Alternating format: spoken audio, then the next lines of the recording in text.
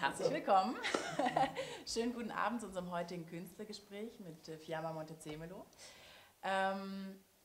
Wie Sie vielleicht in unserem Programmheft gesehen haben, haben wir mit dem Thema letzte Woche schon gut durchgestartet. Broken Land, ein Dokumentarfilm, der im Spielboden lief.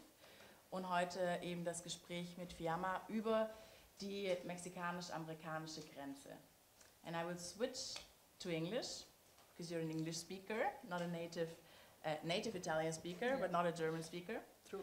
Let me briefly introduce you. Fiamma Montezemolo holds a PhD in cultural anthropology.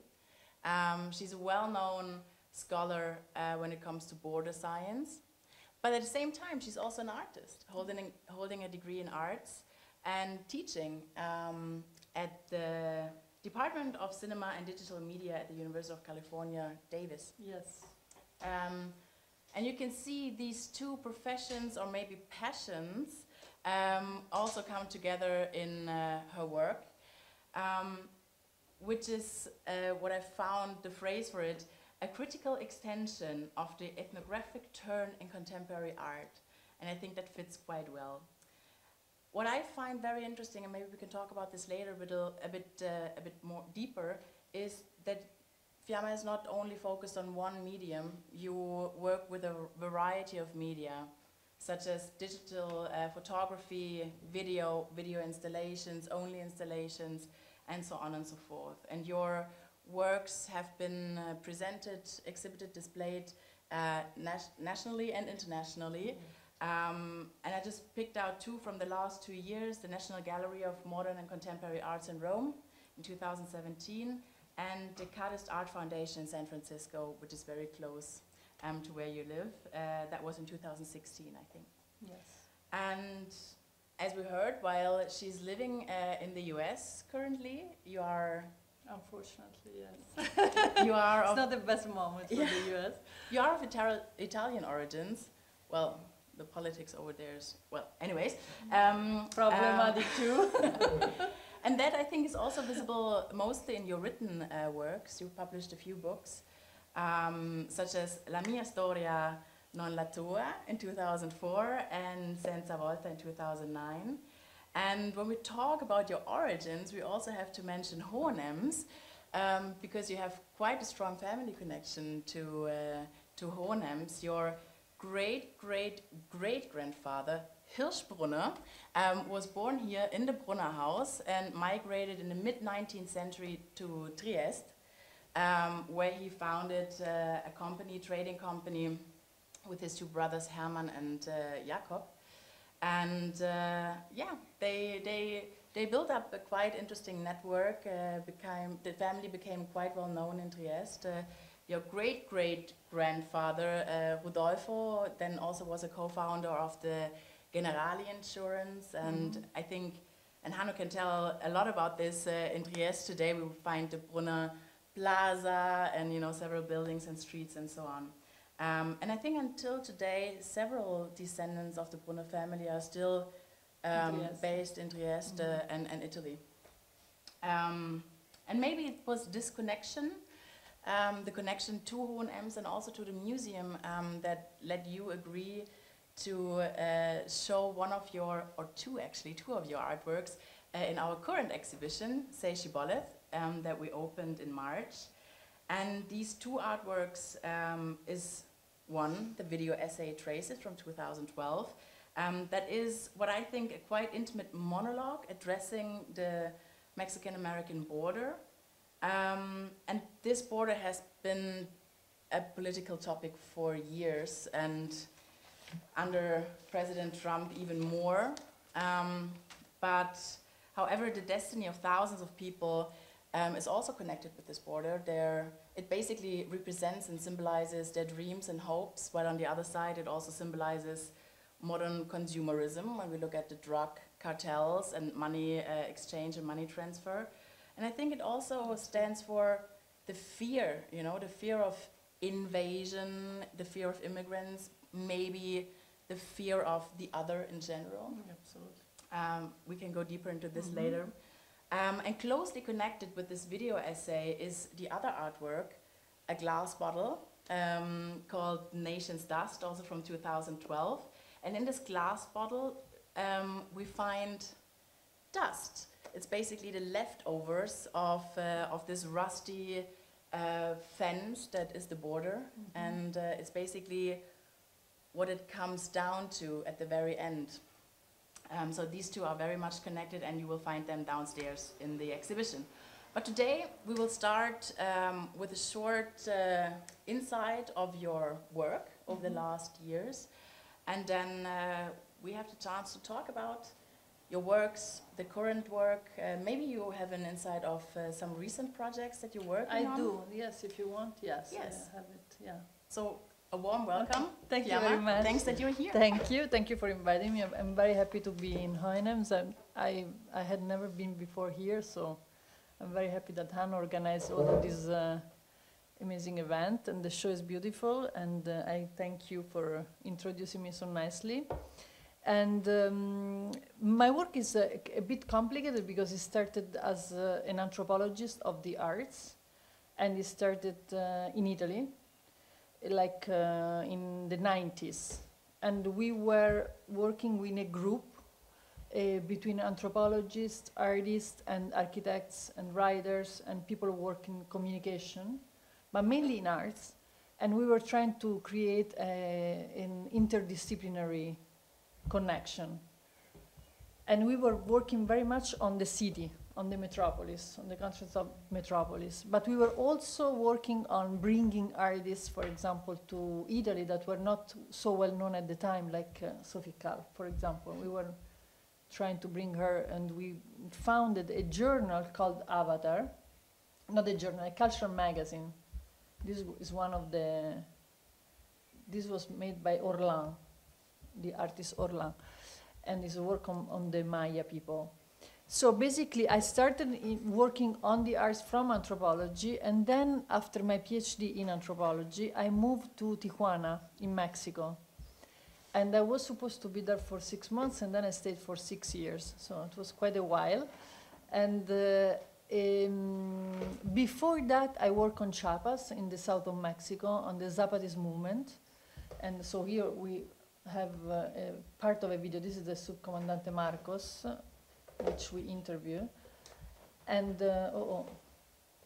but anyway, is let me find it again.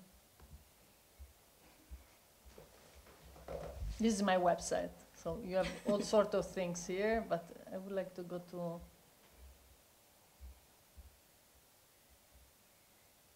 So, okay. So basically, this was a research that we did with another anthropologist, and we went to the south of Mexico in Chiapas when the revolution started, the Zapatist Mayan revolution, and it was 1994.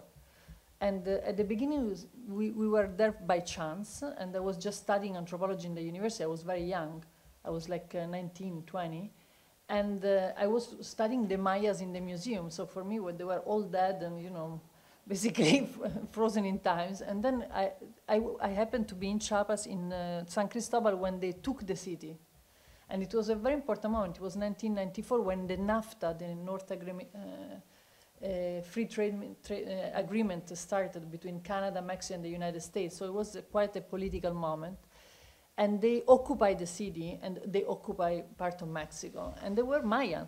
They were Maya, the several Mayas groups, and they were claiming to not to be Mexican, but to be recognized also as in their own ethnicity, no, as indigenous. And so it was very interesting as an anthropologist to be there by chance. And they were working very much with communication, so they were not like trying to sever themselves from what was going on, let's say, globally, no? So they were very much into the discourse. And Marcos was the one that would represent them publicly and speak for the group. And so I lived with them for a while, and I started like this, my anthropology, which is a quite an unusual way of studying anthropology in Italy, you know.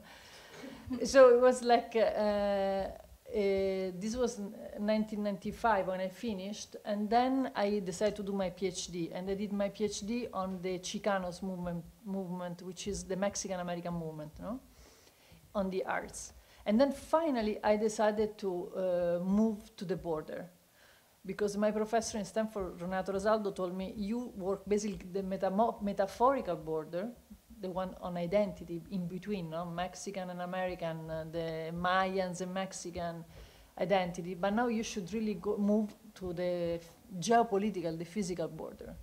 So I started working there in 2001, and I moved to the border because from the readings I was doing, it looked like it was very avant-garde, no? There were all these art movements and cultural movements, this crossing from one side to the other. It was a very crossable border, theoretically.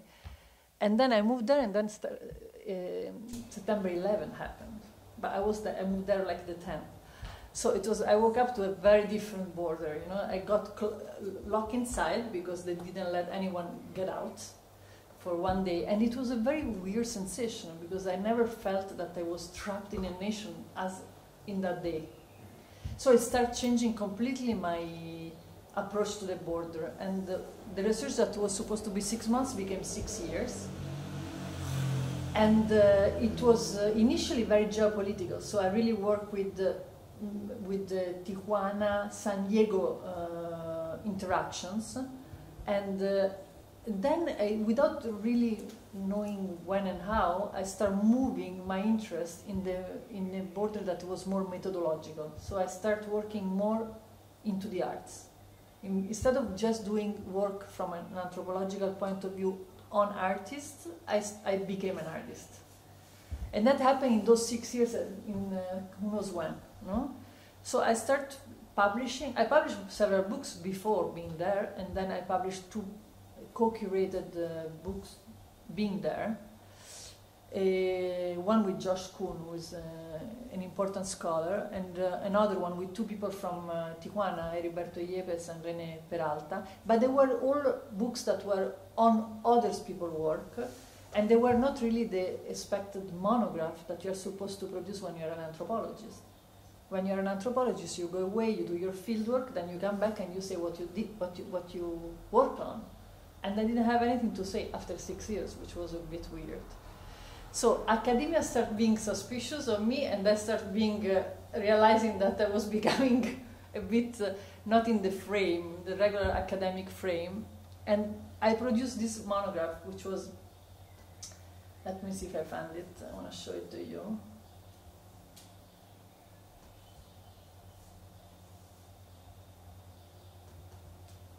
Okay.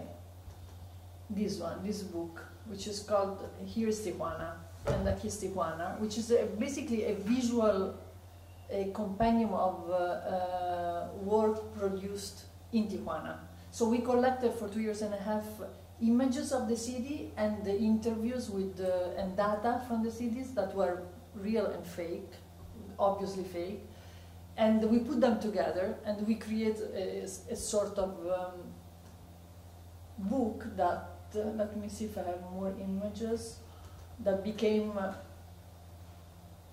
this, which is a big book, which is yeah, it is a big book. No? So as you can see, I mean it's very little, but you can see that there is images juxtaposed with data and with the words, and often in a surreal way, and often they really don't coincide one with the other. Or for example, we would collect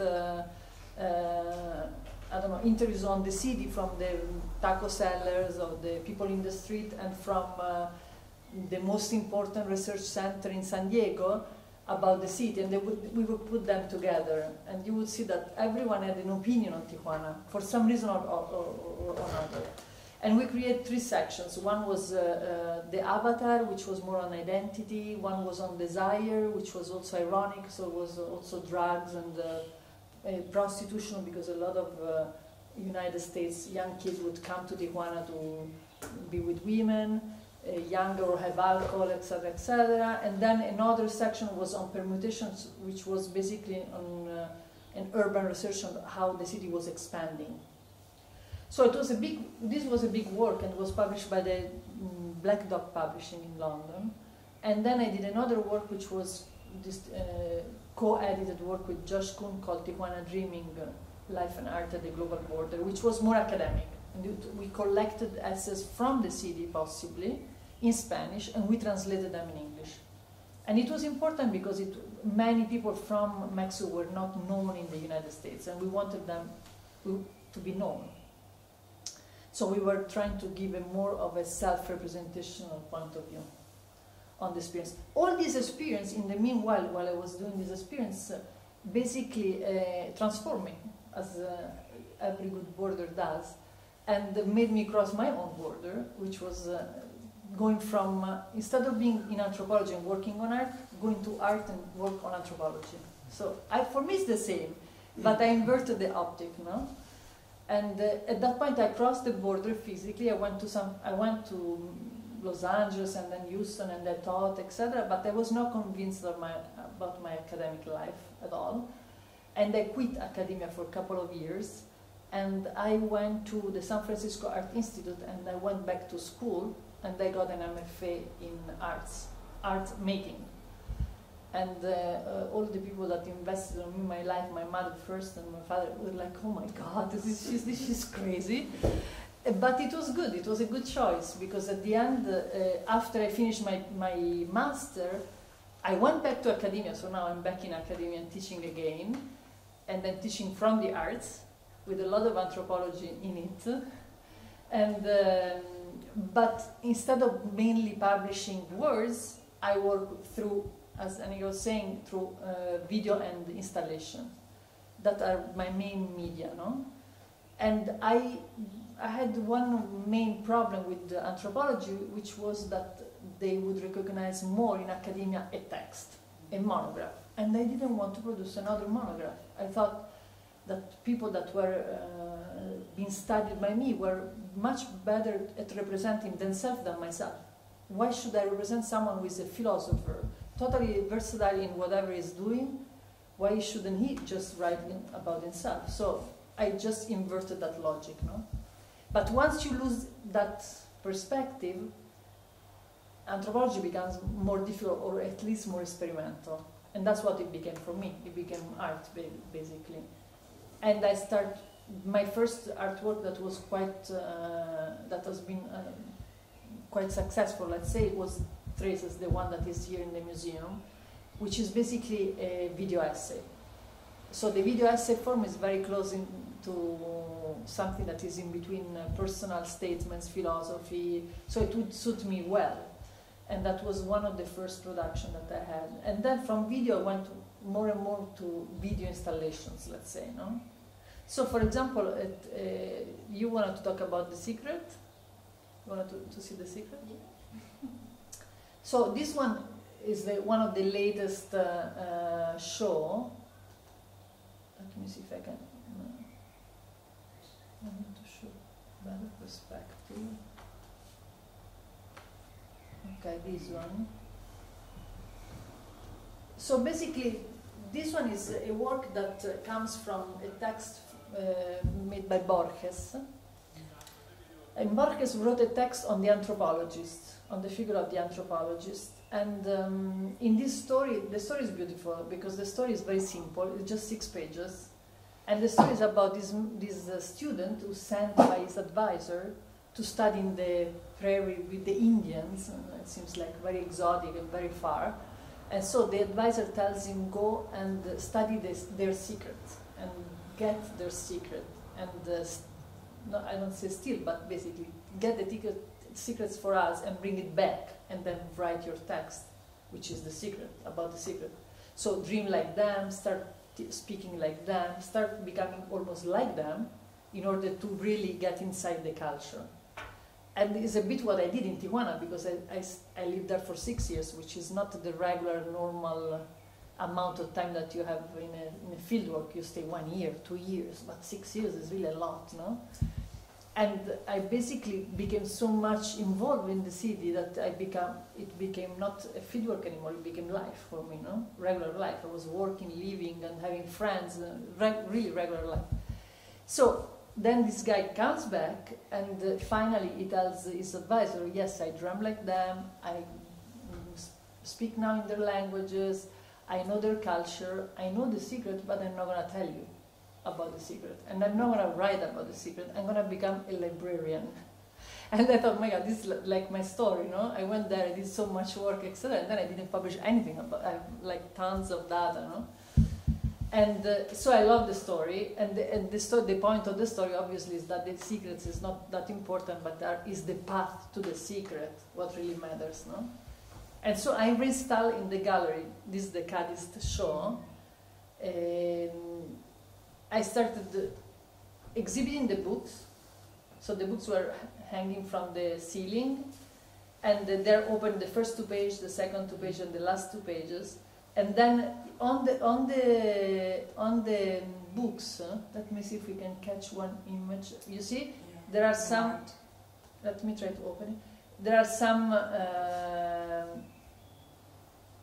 If you see, there are some sentences that are covered with blue tape, and this is an homage to an Italian artist who is Isgra. So I covered the key points of the story, and then I reinstalled those key points, those sentences in neon in another room. And the idea was that you could walk in the story, you could walk in the secrets, no? And it was very immersive. It was very, very strong sensorially as a work, but it was also very conceptual work, no? And this is one of the work you were mentioning. Another one that I found on the website that I found so catchy is the exit ticket. Ah, the exit ticket, the Guantanamo ticket. Yeah. You have to go to my website for that one. Did we close it? Okay. This is an interesting. This is the mini video on the people walking in the sentence in the secret. That was made by Garis. That was it.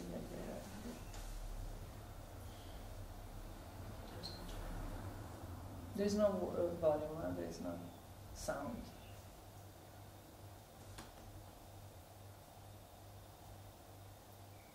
And then the one you're talking about is this one. Also very strong in color. Yes. So basically, this is a work. Here again, I don't know how to go full screen, but you help me.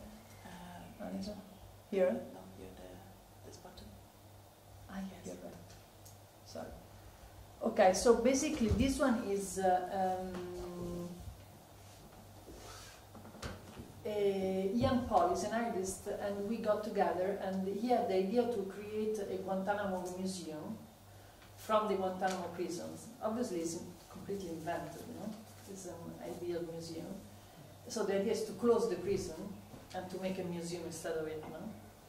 And he asked us to contribute to the collection. So each one of us, we were like 8 artists, I think, invited. We presented an idea, no? So my idea was that I would design a ticket that was an exit ticket, not an entry ticket. No? So because the concept is that when you enter Guantanamo, you basically don't know when you're going to get out. No? So and this ticket was valid just one day per year, and that day it was the day in which they admit that the first 3 prisoners were. Basically, they released them and they were innocent, so it was a specific ritualistic day, no, that I choose to celebrate in the exit ticket. So this one was, but the museum, you know, has been tracked down by many agencies. Let's say, it created some problems. This was a good one. And then one work that I'm working on now. Let me see if I can write, which is more recent, is still about migration, is this one. This is a Sacco and Vanzetti work. I don't know if you know the story of Sacco and Vanzetti. They were, in the 20s, they were 2 anarchists, that were Italian, that migrated to the States, and they were workers, and they were anarchists, so that was bad both way, being Italian and being anarchist. And they got caught in a fake accusation of assaulting and killing people to steal money, of course. And they became a big case in the States because for 7 years they were under one process after the other, and finally they were executed. And they became very key figures in the fight for migration, for rights, for anarchism. And so I made basically, this is a very new work, has never been exhibited yet, and is an installation. I'll show you the slideshow while it goes, no? But this is an installation that basically is based on the trial. So I recreate the trial on the floor of the gallery, and you can really, and it's basically based on their writings and the court hearings. So I collected what was said in the court, in the process, and I collected some sentences from their own, let me see, how do you say, letters. And I isolated some of these words, and I created these spirals for which on the floor you have, like, the white part is the witness, the red part is them, obviously, because they are the anarchist, and then there is a part that is from the accusation, no? So it would say, I don't know, I know it was them because they were walking in a suspicious way. And it's like, you electrocute someone because he's walking in a suspicious, which reminds you a lot of what's happening also today in some way, no? So I thought it was an important moment to go back to history. And that is, I think I have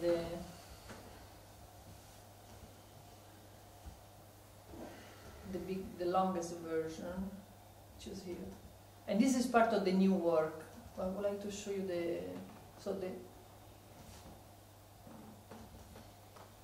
work is installed like this, no? So you have it on the floor, and then on the walls you have the actual writings. Otherwise you cannot really read it on the floor. No? On the floor there are just some words that are magnified.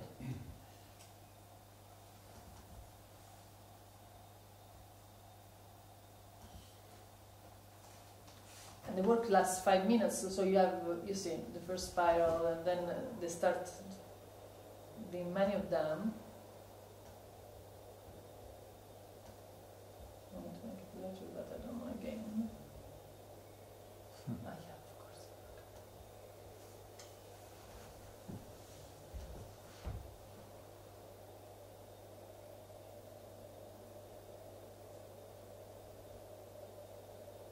And this goes on and on until it becomes the concept of the spiral does that they die, no? They are electrocuted. Almost mesmerizing. It's very strong as a piece, no? And then it ends that the red wins because they've been talked about and still today. They're still a big case today. And so it's like the anarchist flags that comes out from the dead, no?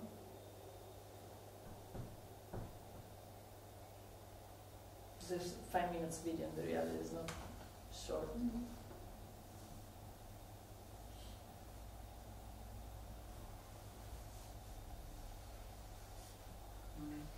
And they live really amazing memories. They write from the prison, and their letters are really moving. So I thought it was an important work in this moment. And now I'm working also on something that Hanno yesterday mentioned something, I don't know why I thought of it. This is another work that I just finished, which is basically, I don't know if you know the work of Fontana or Kelly that work with the monochrome. So these are actually frames with one color, green, white and red, which is the Italian flag, right? And but I put a projector in front of the white screen, which becomes a screen. And so I projected there the Mediterranean. And the work is called Green, White, Red, and Mediterranean Blue, which for me is the migrations, which is already inside of Italy, you like it or not.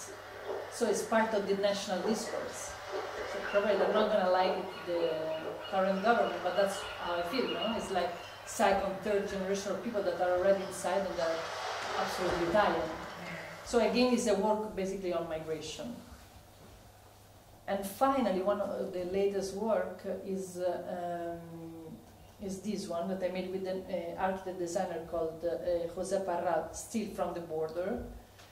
And we made this model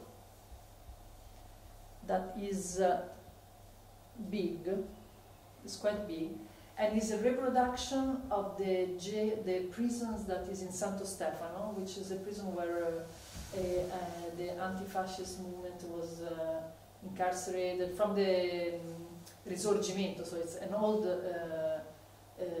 prison. It's very beautiful. I mean, it's like sadly beautiful, and it's in an island, in a very small island, close to Ventotene, in the center of Italy, basically in front, and is built on the concept of the panopticon, the Foucauldian,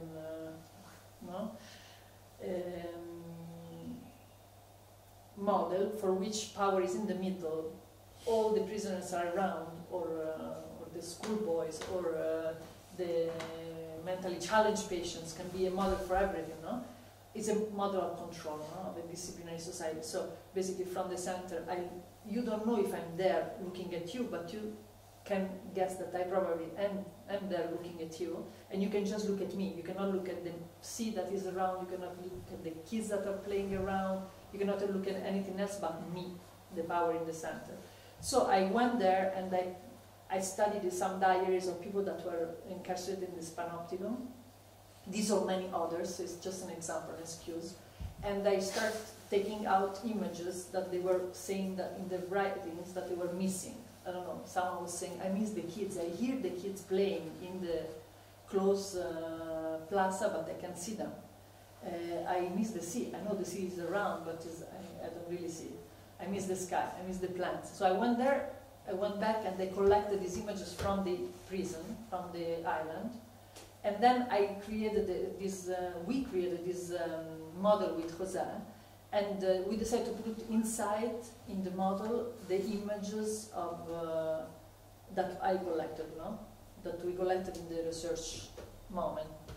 So it's the idea is to substitute poetically the power with something more dreamy, no? More to give back to the prisoners or to whoever is incarcerated images that are more pleasant than just power. So this is another one. And again, some kind of inversion. That's all the time, yes. All the time, basically.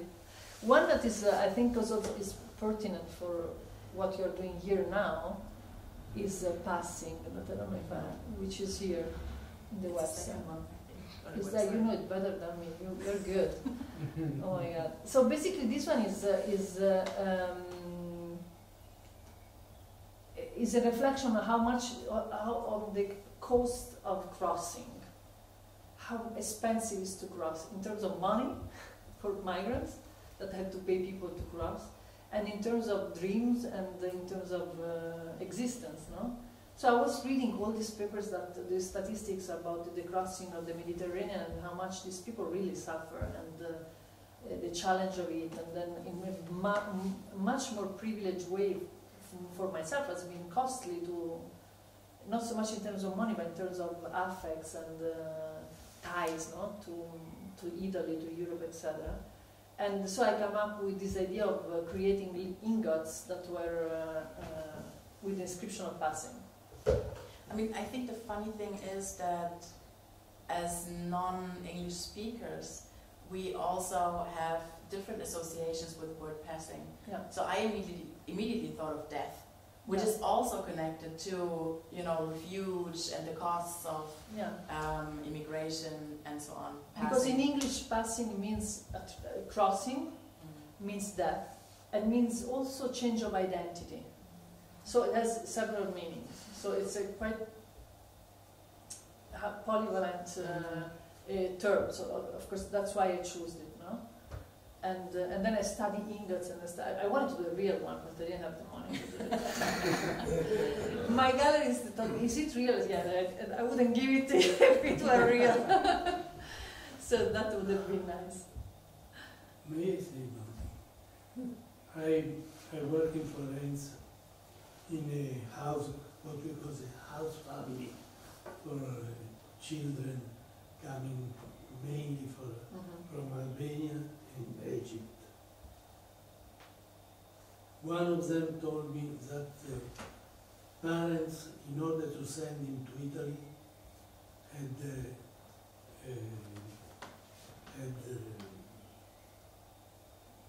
given away had sold the cow. They had one cow. They were small farmers. Another one, his parents had 3 small flats. They sold 2 of them in order to send him to Italy. It's quite Strong, yeah, because of a better life. Yeah. Which battle is not hoping for a yeah, better life. exactly. Because you never know what happens in a different country where you don't speak the language. You don't know have to anyone. go to school, Yeah. but one of them was an alphabet in Egypt. He didn't go to school in Egypt. So you have to understand the difficulty of learning the letters, because the letters are different. He didn't know all the letters in Egyptian. He had to learn letters in Italian, how to pronounce them, and the numbers also, because he knew the numbers in Egyptian, but we have different numbers. Anyway. Yeah. So obviously a big issue everywhere, and now more than ever, no? Between Trump and our current government in Italy, I mean, I don't know, was more complex. Let's put it that way. I think what we can see from this inside of your work is this intersection. Not only anthropology and arts, but also people in space, and how both, maybe connected, maybe separated from each other, develop, and the consequences of that. Politics and its consequences. So, although you elaborated how you basically passed from cultural anthropology to arts, was this very first connection that you made, this interdisciplinary group that you talked about in the 90s, was this a first preview of what art can actually do and how many different perspectives it gives you? I think so. I mean, thinking about it now in retrospective, it was a first also symptom of how I was interested in something that was not the classic way of understanding anthropology, no? So a bit like text versus... Absolutely. So the fact that probably text was not enough for me, and I really needed to, well, mainly moving image was my interest, no? And because the moving image has this way of moving affects in some way more than a text. And so that was an important part. But also the fact that I thought that artists were really innovating. They were really creating a new language and a new way to approach also a stiff argument that was the otherness, no? So that was becoming quite exotic even for an anthropologist. So for example, when I went to Tijuana, I really thought that people that were from Tijuana were, I wouldn't consider them as others. I mean, not anymore after a while that I was here. And I was myself becoming an other, and it becomes like a dynamic that who is the other? I mean, everybody is the other, no? Because there is otherness in any one of us, no? So it's like this this impossibility to distinguish between my way of being another and another one that is another.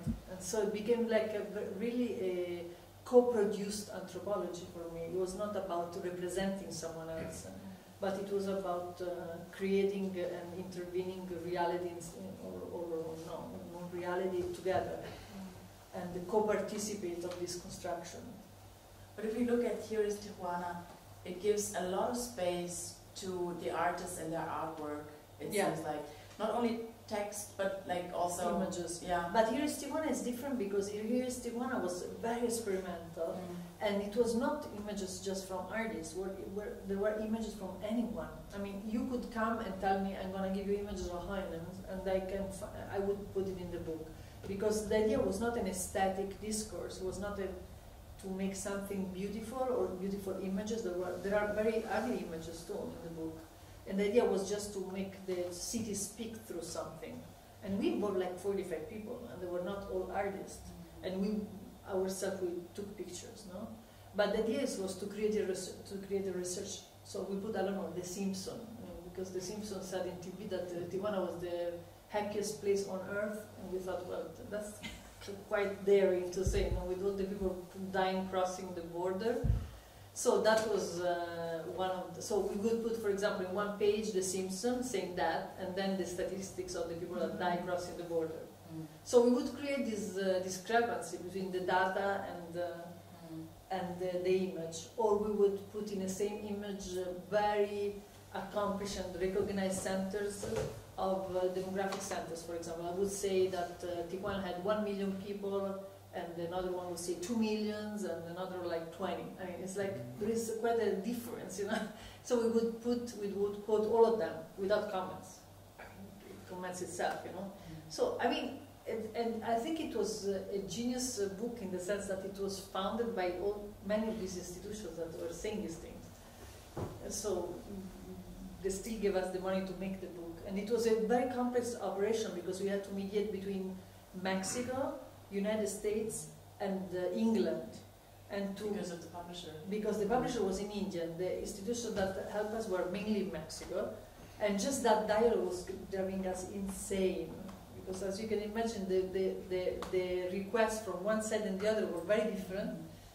But at the end of the day, they co-participated. They paid the book, but it was quite expensive because it was a lot of images, And we ourselves, I was an anthropologist, then there was the architect, and then there was the philosopher. So it was after, and the writer. So it was after Baudelaire, it was after Benjamin, it was after Kulas. Everyone had his own projection in the book, on the book, and what we wanted from the book. And it's a book that had a very nice life because it went from, I don't know, it was in main museums, bookstores, and in the, I don't know, Tijuana, Muebleria, which is like the furnishing shop around the corner, very small, they had it exhibited. We loved that. I mean, it became really a pop book. It became like a daily life Tijuana book. Tijuana really sucks everything that comes through it, so it's like it becomes, it's difficult to represent Tijuana and not get caught in its dynamics, you know what I mean? So for example, there is a work I made, and there is an architect was telling me about an artwork that he made in Tijuana. He made a terrace that was overlooking the border, and fantastic work, very minimalist, and he and another Mexican artist made this, how can I call it, terrace overlooking the border, and it was very minimalist, and white and black, I mean, beautiful, minimal columns to sustain the platform, etc. And after they left, of course, Tijuana started putting the hand, so they start becoming red and green because the Popular Party took power and wanted to be represented through the colors in the terrace. So they start painting it, and then they start putting more columns, and then at the end there was a dolphin in the middle, which was hilarious. So I thought it's really amazing, and the architect, when I interviewed him, he told me, it's a dialogue with the city. The city, you make something, but then what you make becomes something else. You can, I mean, you cannot predict what that is going to become. Or there was another artist that made some mini platforms on the wall and put some mini statues of a goddess, the goddess of fertility, and that were stolen immediately, basically, as soon as the Biennale finished, and migrants would use the pedestal to cross on the other side and jump. Wow. So I thought that's beautiful, no? It's like, so you know, the city is very creative. So it's like now for Manifesta, the Biennale that is in Palermo. No? It's difficult to. The city is so beautiful. The palaces that where the artwork is shown is so beautiful that it's difficult to beat the city. And I have the same feeling about Tijuana. No? But how did this shift happen? So you were focused on Tijuana, you were living there, you were looking at art, artists, art at the border, exactly. and then the shift. The border becomes the subject. Yeah. And I mean, if we look at traces, I don't know. I think it's that. Or maybe we'll find it. No, you should. So in Traces, which is the video essay that we show downstairs, we can put it without volume, maybe. Yeah. The center is the fence, this rusty fence that looks the same everywhere, just different heights, that crosses. You too have your own story. Maybe take off the your own biography. Really, like. You two were born in one place. And sooner or later, you'll pass away. Yes. So as we see here, the border is the subject. You're very much focused on the border. It is filmed in 24 hours, if I'm this work is peculiar because this work is, when I was living in the border, all my friends from the border were, especially one friend, a poet, was telling me, talk about whatever you want to, but please don't talk about the wall. And I thought, okay, so I have to talk about the wall, because if he's saying that, it means that I really need to do it. So basically, I paid particular attention when I was crossing, because I was teaching in both sides of the border, and I was also living in both sides of the border. So I would cross 3 times per week. And Tijuana and San Diego are half an hour from one another. They're really close. It can take 4 hours to cross the border because of the traffic, especially going in the States, obviously, and because of the controls. But I would pay particular attention to the fact that people were talking about this border as it were a person. And that would catch my attention. And I wanted to do work on that. And when I left the border, I thought I will be back and I will do a video essay. I don't want to do a book, but I want to do a video essay. So after going to school and do video study, etc., I came back and I worked with people from Tijuana again, France. And I knew where to go because I lived there 6 years. So.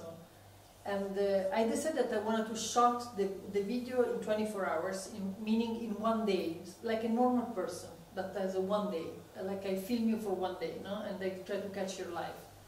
And I wanted to portray the border in its personalities, So the border is ridiculous, pathetic, scary, terrifying, funny. You can find many ways to represent the border. So for example, these are all the platforms that used to be the landing stripes for the aircrafts in the first Iraq war. So Bush had in the first Iraq war these landing strips, the planes would land there in Iraq. And then when the war finished, he transported them in the middle of Mexico and the United States. And it became the border, you see? It's quite symbolic, it's quite heavy, It's like the other war. And this happened in the 90s. So this is basically the story, the biography of the border, but it's from the point of view of a Mexican-American woman living in the United States, who is a friend who has a very slightly Mexican accent, the one that talks. And it's a woman riding to the border, riding against the border, I would say. Addressing the border. Addressing the border as a person. Like, there's a lot of you are, you do, and so on. And it's also it has a sense of being poetic, Yeah. but very mournful at the same time. So Political. yeah, and sometimes I also have the feeling like if her voice is shivering, like really in, you know, talking like mourning, you know, being sad about the fact that this border is in this situation and so on. There are parts of the border also that were quite amazing. This is about of course, the security guard, etc.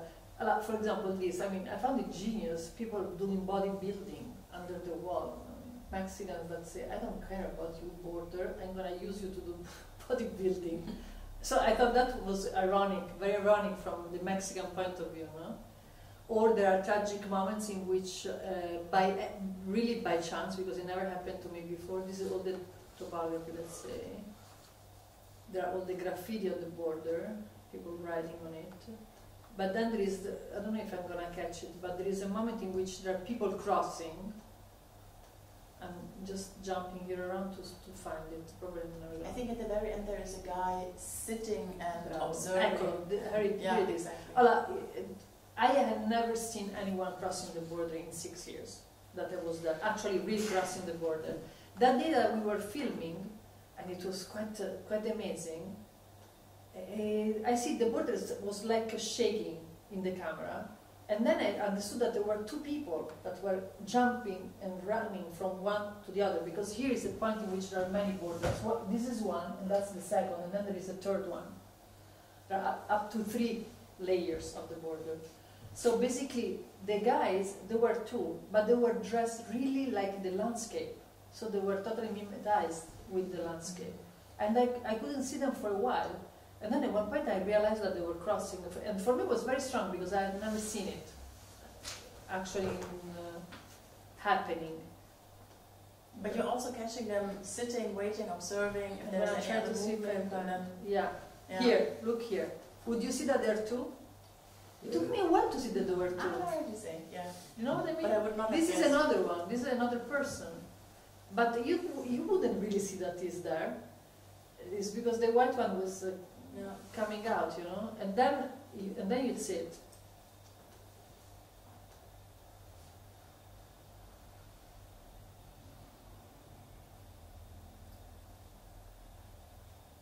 And then he's gonna stand up. You'll see it in a little bit, but he's gonna stand up, and you're gonna see there too, no? So it's like it was a very strong day. It was also totally a coincidence that we could film them basically. And this one is another enigmatic image because this one is this. I mean, these plants are the symbol of Mexico, and if you see, they're growing taller than the wall. So this became a very iconic image because it's like the cactus, the nopal, that represents Mexico, that is growing more and more and more over the border. There's a kid that is just having fun, obviously. But then there is a part in which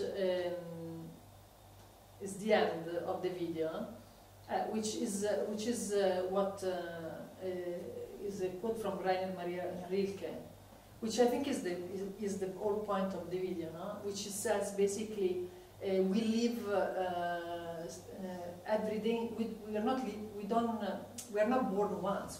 We are born every day, provisionally, in the place we choose to be. So, what do you want your place of origin to be? So the idea is that the origin is not something that is given, that is something that you create, you choose, you try to create, which is obviously an argument for migrations, no? So it's like all of these, all the border was basically, all the work on the border was based on that, no? On the fact that we should be able to choose where we're born. And the last question is, and me. Yeah, so I asked the border basically, where do you really want your place of origin to be, and where is mine? Because obviously there was my own migration, my own projection, my own, and the migration that was geopolitical for myself too, because I moved from Italy to Mexico to the United States, but also disciplinary at that point. No? Well, in this at work we saw that you're using video, which makes total sense, especially now that you elaborated this 24 hours and you know, like a day in a life. But you're using, as I mentioned before, different media. And I was wondering what the variety each different medium allows you, and also the combination, because it seems that you have evolved and combined things. I mean, if we just think about the panopticon, so you have an installation that is architectural work, but also projections. So this combination, I mean, it gives you a lot of freedom to be creative and put, you know, different aspects and perspectives. But it also means that you have to be quite aware of what each medium can do. So basically, what I would say is that I'm a very much what they would call a conceptual artist, and I really don't know how to do anything. That's the reality. And not knowing how to do anything, I have a good eye for knowing how to collaborate with people or inventing way to say something that I don't know really how to say. No? So for me, in general, first comes the concept, and then comes the physical work. And for each work, I do have an image in general. So the process is very much concept, image, and then the way to realize the work. So it depends. For example, with the Panopticon, I collaborated with José Parral because he is a designer architect. I wouldn't really know how to do the special model, no? Or in this case, in the Sacco and Vanzetti case, I would work with a graphic designer, no? Or here is another work which is about the self, and so I seen this selfie obsession, quite fascist potentiality, which is like becoming heavy, right? So I've created this. This is the very fascist building, very known in Eur, called the Colosseo Quadrato. So I put in each now there is family there.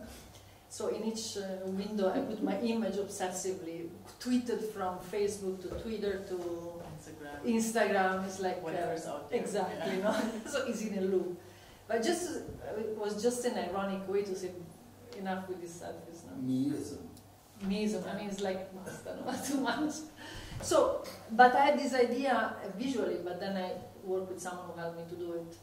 And now, in this moment, I'm preparing a show which is going to come in October in the Headlands Center for the Arts, which is a very important residency. And they asked me to prepare a show there. And so I decided to make a show that is all made based on collaborations. So I said, instead of talking about the show as a solo show, which is the classic of any artist, let's do the first solo collaborative show, in which I bring people in the show. So I propose to have 4 kind of collaborations. One is with the anthropologists that work with art, which is a sub-discipline for now, and I asked them to do a selfie of themselves talking about art, but as anthropologists. And it's very funny because they are very conceptual, very embarrassed, or nervous, or I don't know what to say. I mean, you know, it's like, because it's not an academic medium to use the cell phone, no? So that was the idea. In 3 minutes to talk about art as an anthropologist with the cell phone and the selfie video. So it's a quite funny product that is coming out. I'm still editing it. And then there is one which is with my son and Rebecca Solnit. I don't know if you know her, she's a great writer. And I asked them to rewrite the myth of Ariadne and Theseus and the labyrinth, and to write it by hands. No? So my son made like kilometric, my son is 10, made a kilometric story, very long, and we think to exhibit it in very colored sheet. And Rebecca did the same with 1 sentence. She's a big writer, she doesn't have the time to write as much as he does. And then I created with a designer again, a game designer, a video game with the two of them inside with the Minotaur, fighting the Minotaur, but imitating Pac-Man. I don't know if you remember the Pac-Man game. No? So it's very funny. It's like, and they were trying to make a real game, but for now it's crashing all the time. But and then the last one is this panopticon that you saw with the Zapparral. So yeah, there are 4 situations with different words. Yeah. Well, we saw that your current work is always political, sometimes more, sometimes less, depending. But I actually thought that, you know, what's going on in American politics right now could be another starting point maybe for you to pick up the ideas of 2012 and before. I mean, it took some time for you to develop this, and, you know, address the topic of the Mexican-American border once more, maybe in a completely different way. Is something like this happening? Well, I tried to do something which failed miserably. I wanted to convince, you know, Trump asked some people to propose projects for the new border, no? For the new wall. So, to present prototypes, no? So there was a person from San Francisco that presented a prototype, and he was like in the wrong place, because you don't present a prototype for Trump from San Francisco, because you're gonna really get into trouble, and he did. So basically, he had to close his shop, and Trump didn't choose him first, and second, the whole city was against him, so they started a boycott against him and all the people that in California proposed the wall. No? And so with a series of difficult calls, I finally reached him, and I wanted to convince him to use the same material that he had already for doing the prototype of the wall, to do a jumping trampoline. How do you say? Trampoline? Where you go you dive in the swimming pool. So I wanted to change his concept from doing a wall to do something like this, that was to jump on the other side. And I thought they convinced him, and I thought we were agreeing, but then it disappears, so it didn't work. But that was one idea, for example, no? So I wanted to just convert the idea of something, as I usually do, material that is dangerous and is potentially harmful, in something playful and possibly unharmful, basically. So yes, I have this idea. I mean, the border has been very, very important for me, and I'm still currently also including one work made with a border artist, Alejandro Zacarias, in the show too. So we're working on something together. So it is. It is always there. Yeah. It's something recurring. Yeah. And I mean, interestingly, in the Traces video, you also in one sentence mention the European borders. So there is this tiny link also to the borders in Europe. And you said you've been here now for the very first time. There are borders all over the place, downstairs, lots of them. Only 1 kilometer away, the border to Switzerland. So I was wondering what, you know, coming to Hohenems once, because of the topics of border, refuge, immigrants, territorial space, and all these fancy terms on the one side, but then also coming here, basically where your family history is rooted.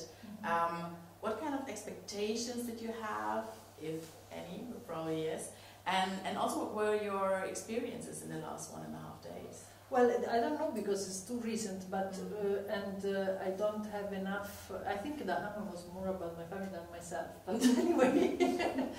But I was obviously very interested in crossing. I mean, because you are between Germany and Switzerland, in 30 kilometers. It's like in Austria, so you're really caught in between countries. So it's really strong, the sensation of being between borders here. But it's the first time that I experienced it like this, like crossing so fast. You know? What I can tell you is that for a long time, coming from Italy, it took me a long time I work a lot on Mexico, and it's just in the last years that I started working on Italy. And I do think it's because I've been away for 17 years now, and I can be basically I can see my own country as another country. The distance is now big enough to... Yeah, exactly. Otherwise, I don't think I would be able to work on it. You know what I mean? You need to get into it, but you also need to step out to understand something. No? So I think that allowed me now, and I'm interested now in Europe much more than when I was living in Europe. And here's for sure a very special place. It's a very special place, and I also think that it is time for us to make a distinction of what we understand for West, because we generically talk about, I don't know, there is a lot, no? But third world, we cannot say that anymore, global South, whatever the metaphor we're using, we still think about one West, but we cannot say that the United States and Europe are the same West. I mean, it's so obvious they're not. And it would be time to distinguish them and understand more deeply what are the differences. And that there is not just one way to oppose one side of the world and the other. Initially, when I started working on the border, it was because I was interested in the concept of hybridism, so crossing it and having categories that were matching, I mean, that were mixing in some way, and not to have black and white, you know, woman or male. Have the possibility of being both at the same time, but then, depending historically in the moment you are, there is a more rigid way of opposing or crossing, you know, it depends from the moment. This is not a very good moment for hybrid discourse, you know what I mean? I mean, the question is, are we talking about, or do we stick with the either or do we move into as well as? Right? Absolutely. Well, I would say we maybe open the discussion, and if any questions have popped up in the last hour and a little, you're very much welcome to ask. I would have one question. How do you feel about the border as a construct? Is it differentiated? Are you angry? Is it a necessity? Is it something that lets something like Tijuana arise? Or how do you feel about borders? It's a good question. Well, when I moved to the border, I told you, I had all this rhetorical discourse about tribalism. So I was very hopeful, and I felt that it was a place for the avant-garde of identity, that you were not just one thing, you could be many things. Then September 11. And then I suspect that also before it was not that easy to cross the border, you know, because 50% of the population in Tijuana don't even have the papers, you know. So then, being in the border, what I learned is that it depends on what side you are of the border, south, north, west, east. You see the borders in very different ways. And moving around this point of view, if you have the privilege to move around, you really have a multifaceted way of thinking about the border. And that's where I think I'm now. So it depends, no? So when I was living in Tijuana, I was definitely more, if you want, in the oppositional and more politicized and more Marxist way of thinking about the border, you know. People were really starving and were really suffering, dying. So I was more concentrated on that. Then, if I move perspective, I would work more on, that's why in the metaphorical border. So it depends on the moment of my life, but I think it's a recurrent theme in my work, the borders, just seen from different side views all the time. So sometimes I'm angry, sometimes I find it hilarious, sometimes I find it very creative, and sometimes I play with it, but it really depends. And now I think it's one of those moments that is quite heavy and is really politically determined. Yeah, I mean, it's like we are really in a weird moment. It's like here are works. This is another work that is in some way border-oriented. This is more about this one is on labor. This is on work. So this is funny because I was reading a book by Adam Phillips, who is an amazing psychoanalyst, and he was saying basically that we all have a double life. That all of us here, we think we are something.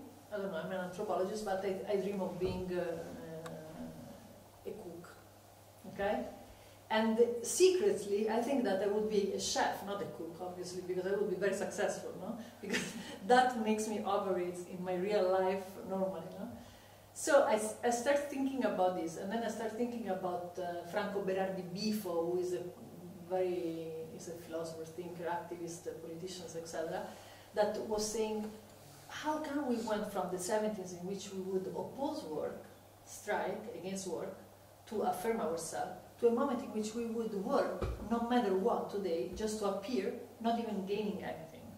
So when there was that switch, when we move in that perspective, what happened? So I put those things together, and I decided to make this multi-video installation, in which basically I went to a first person, she was an art historian, and I asked her all the problems with a 10 minutes video, like Errol Morris kind of video, so frontal portrait.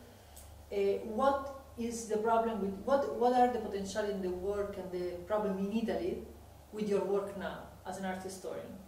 And then this is the art historian, no? So she's here on the left, she's the first one, she's this one, okay? So she talks for like 10 minutes about all the political and the occupational problems in Italy, economical problems, now, today. And I was stricken because, taking a step back, I was seeing that every year that I would go back to Italy, I would see all my friends with PhD, super training, experience, etc., unemployed, no job. So I was very, impacted by that. So I decided that I needed to work on work, no? So I interview her, and then she talks about all the problems in Italy, and then she says at the end, I would like to be a cook. So I went to look for the cook, and here's the cook. This is the cook. So of course the cook talks about how difficult it is to be a cook, and and how sweaty and disgusting and tiring is to be a cook. Then with him I asked him, what do you want to be? And he wanted to be a journalist. So I went to the journalist. She's the journalist. And I always include the previous one in the work. And so on and so on. So at the end there were 8 of them. And the last one, this one, the architect, wanted to be an astronomer, an astrophysicist. And I thought, oh my God, I had a month. I decided that methodologically the work had to be done in a month.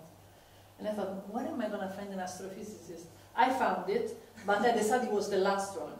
And so I had to close the work in some way. So I told him, could you tell me what you wouldn't want to be? And he told me, I would never want to be a politician. And so I thought, okay, so now I have to find a politician who has a double life to close the circle. So I found this politician who is also a mathematician. That's why it appears double, no? And then the other part of the story is a loop of the statistics of the unemployed people that commit suicide in Italy because of the lack of work, which is the real work at the end for me, is to talk about the problematics of not having work. No? So there are people that dream double work, there is someone who realizes the double work, and then there is the one that doesn't have any work. So this was one example of the installations. And again the inversion. And again the inversion, and again the doubleness. Yeah. No? So that's what I'm saying, it's like a recurrent thing. I don't know if you're familiar with the magazine Politico. Yes, a little bit, yes. Yeah, it's a digital magazine about politics in the U.S. Yes. And there's a long article which I started reading today, as a matter of fact, about the history of Tijuana and the border wall. Oh. And you might want to take a look at it. Absolutely. And I only read about a quarter of it. But he is suggesting that Tijuana has changed for the better because of the wall in the article. Because, I mean, I've been to Tijuana, but it was a long time ago. When was it? Approximately 1980. And Tijuana was, if I can say, a shithole at that time. Yes. And it was nothing more than a tourist trap. And everybody would go down from California down to Tijuana. To drink, etc. Basically, he also said he went to Mexico. Yeah. And he said the wall, I don't even know when they built the wall, when it became really super reinforced. 94, 96. Yeah, maybe. He said it forced the city to rethink what it's all about. Because beforehand it was just a stepping stone to the United States. And it was mainly a smuggler's route. Yeah. And once the wall was put up, it forced the city to realize it can't do that anymore. And that, he claims, and I don't know where he's leading the article because I only read a quarter of it, but I think he's claiming that the wall has basically spurred the development of Tijuana as a city. that if the wall wasn't there, Tijuana wouldn't be what it is today. So it is a good theory in the sense that in the 90s, first of all, Tijuana is very young. It's the 19th century city. It's not like, Maya. And there is a big compass from the Tijuana perspective vis-a-vis the center of the country, Mexico City, because Mexico City is old and is the capital, and it snobs Tijuana quite a lot, no? Because Tijuana is so young and it's just a city that is crossed by, so it's not really a city of roots, no? So a lot of population in Tijuana is very floating. We don't really know how many people are in Tijuana because of that, because a lot of people are here today and they tell you, I'm going to cross tomorrow. So how do you count them, no? As citizens or not from the city? So I would say that Tijuana's city has been totally defined as an identity by the border. But more than a border, by the neighbors, the United States. Even if there is not the border, physical border, in any case, the United States would define Tijuana because Tijuana changed a lot. So historically, it was the casino city for Buster Keaton and the people that used to come and have fun in Tijuana. Then it became, well, during the Prohibition era, for example, no? So it changed with the states.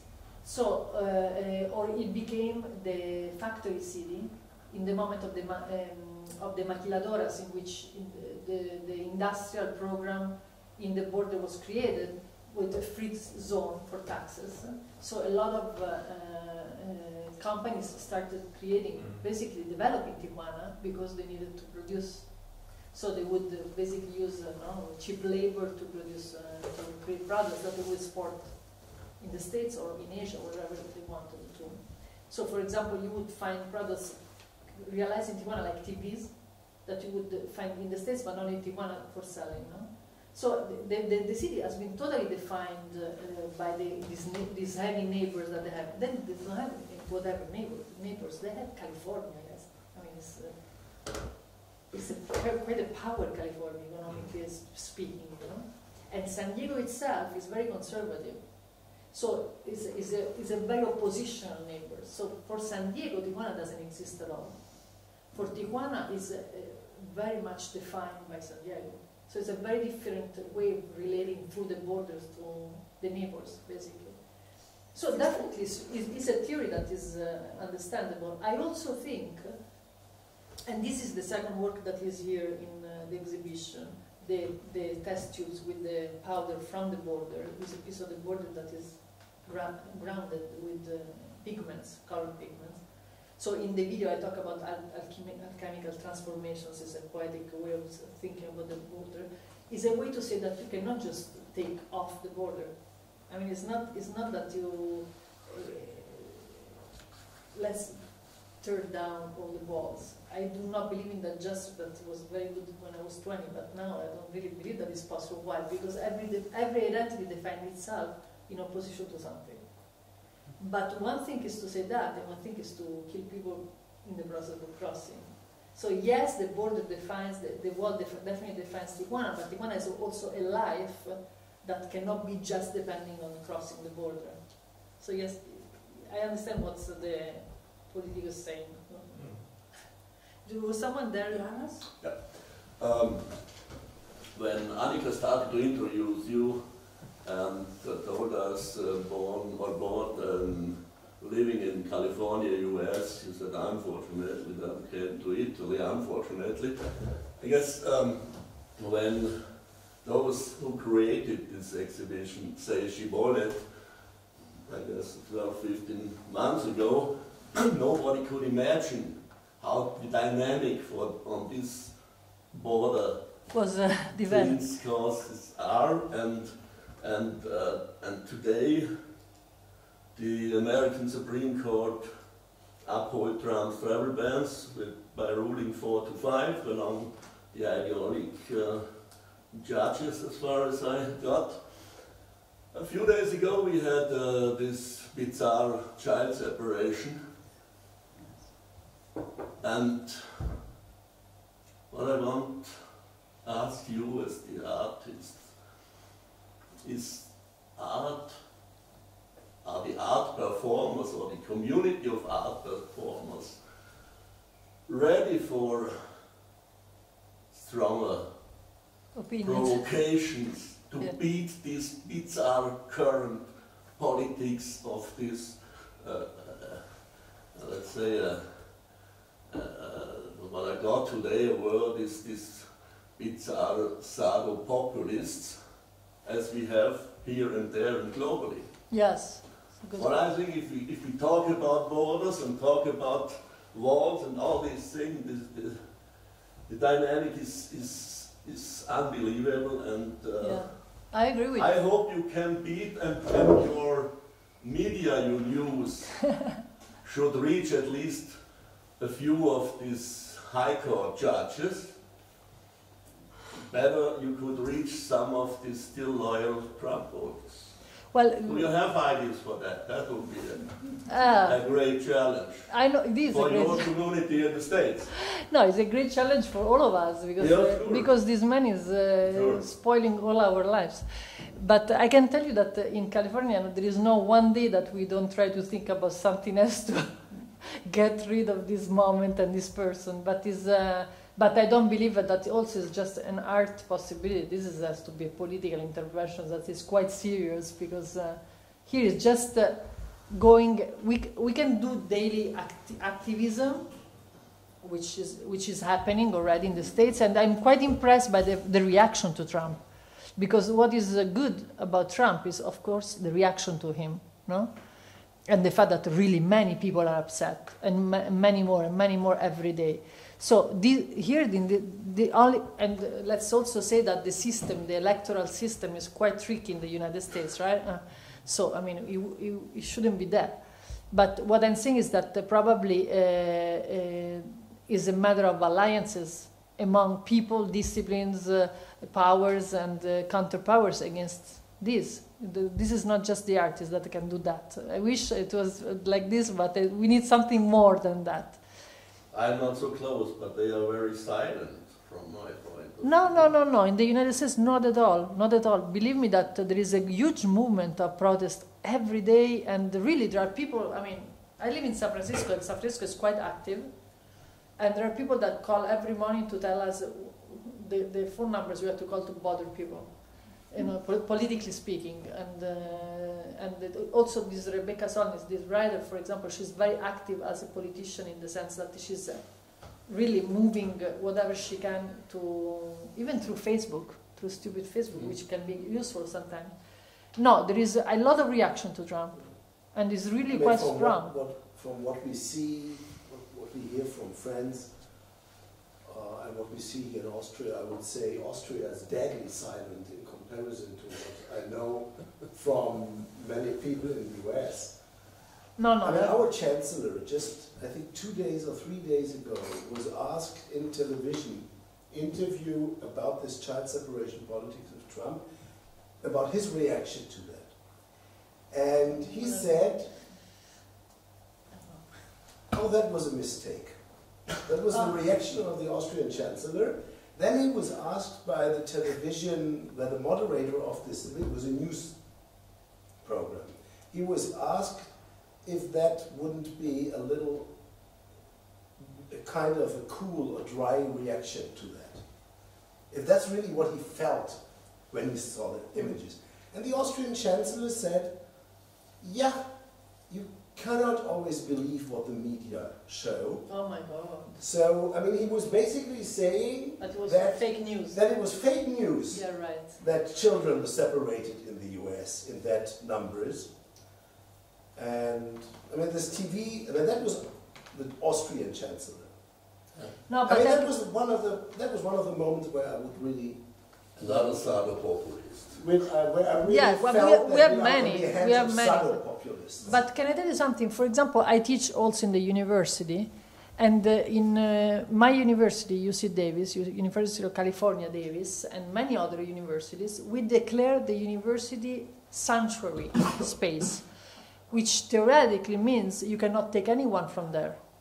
That is not, even if it's illegal, as they say, you cannot get them out of the university, because we have many dreamers, many people that have been raised in the United States as children. The share of Mexican or the population in California is something 25 to 30%, right? Yes, it's big.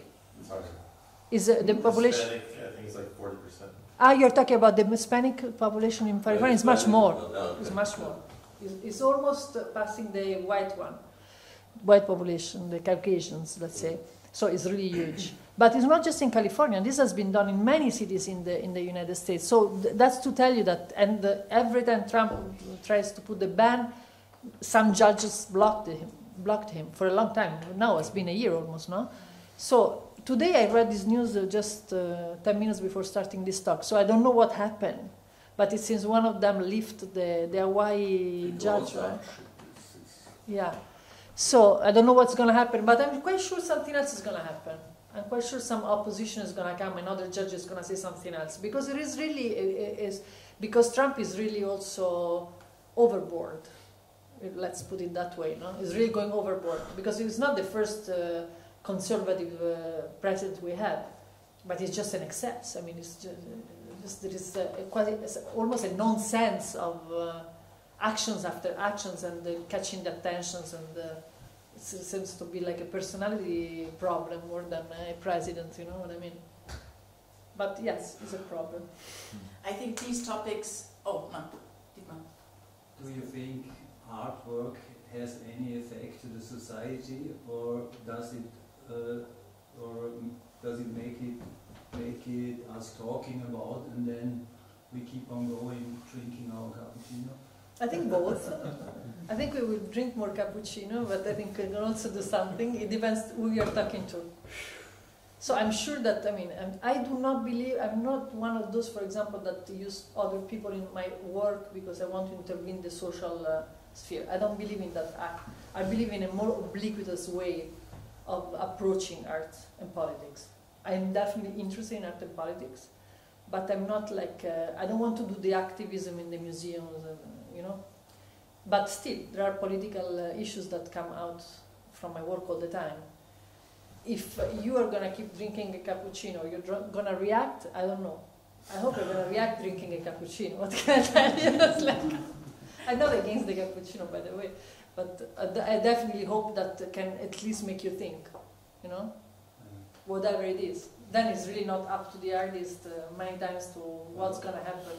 Yeah, but only thinking is not enough, maybe. No, absolutely, but then you need politicians doing their work. I mean, it's like each one can contribute with something, I think, to life, no? I don't want to be a politician. I would be a terrible politician. I would make a mess, probably. But I do want to think about politics, yes. You know, so I hope another politician is going to do something bothered maybe by my art. I don't know. There are some speakers, they even don't get the coffee now in Virginia. Yeah, we heard it. So talking about coffee, I would say let's end this session here for now. Thank you so much. Thank you to you. Thank you very much. Guiding us through your work and showing us this Tijuana place that you might have been there, you too, but most of us, for most of us, it's a different world. Also the arts. So thank you very much, and I think we can just move into a bit more, even more cozier space over there. I switched to German. With some cappuccino. Ja, mit some cappuccino. Or other drinks. Ich möchte ganz kurz für... Thank you.